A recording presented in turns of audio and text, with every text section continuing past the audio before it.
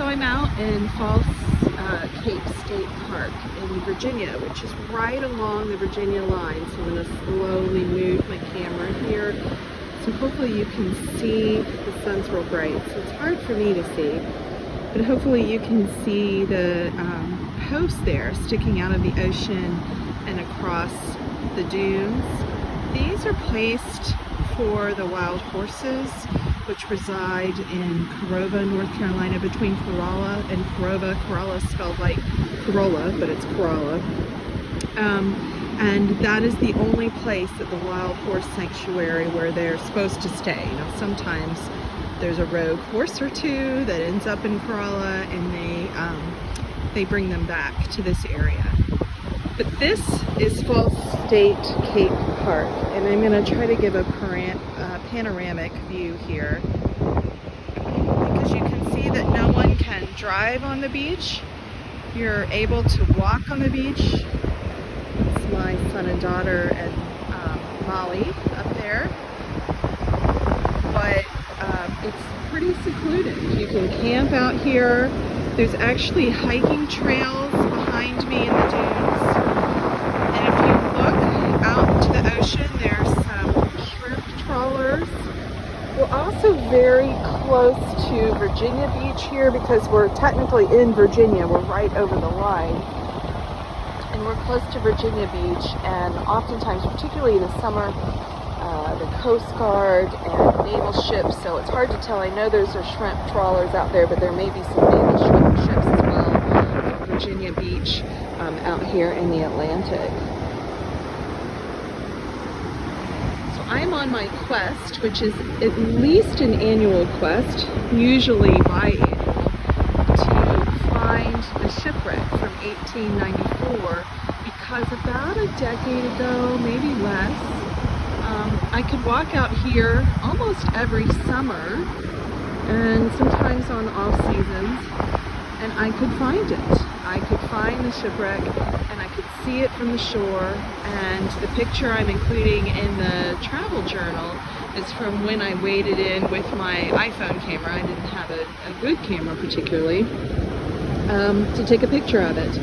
You could see the upper part of the deck, and the Clythea sunk in 1894 along the shore here. And this shoreline is called the Great Northern because a lot of ships, it's hard to navigate it. You can see on the maps that I include in the journal why it would be hard to navigate. It's really hard to navigate this area, particularly before, the technology we have today. I'm going to interrupt myself a minute so you can look at the pelicans coming by. And so a lot of ships would shipwreck, particularly in storms. There's a lighthouse, the Corolla Lighthouse, which is not far, and it's still in operation, and you can climb that lighthouse and tour it. But before technology, a lot of ships crashed, particularly in storms. It's just hard to not navigate this tiny strip of land and not get too close to land.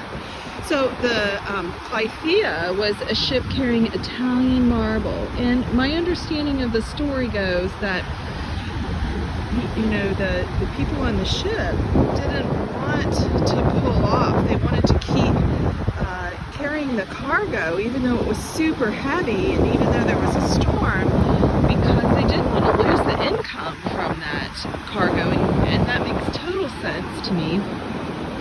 But ultimately, the captain's decision there was a bad one. They did crash. I don't think there were any deaths. I think they all survived, which is a good thing. But I'd have to look that up again, and I have left a link there. So anyway, I looked for this. I don't know why, but I'm fascinated with seeing it. It's a ship from 1894, and so I look for it every time I come out here and cross that border. You can see here in the dunes that there's been a lot of storms this year, a lot of storm damage, and this is typical. Every year we have a lot of this, the erosion. And on the other side of the fence, on the North Carolina side, if you can see that there's homes over there where you're not allowed to have homes at False Cape State Park, sorry. You can see that they oftentimes build up the dunes in front of those homes. The dunes are protective barriers to the land or the residents behind it. And when people climb on the dunes or mess with the structure of the dunes in any way, it deteriorates that protective barrier. Now, certainly over time, these things are going to change, but and the land is going to shift, and that's normal.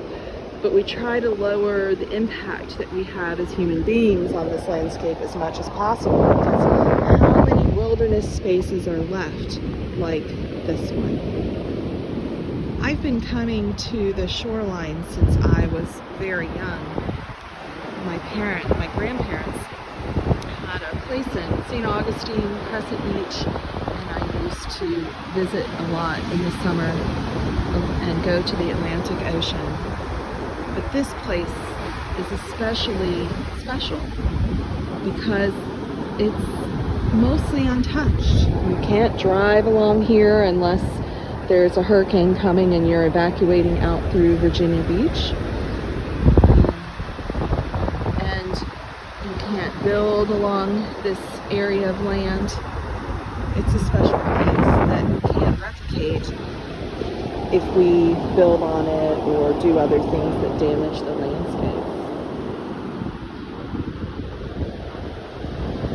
All right, well, I'm going to keep looking for the shipwreck. I don't think I'm going to find it today, but I'm going to cross my fingers.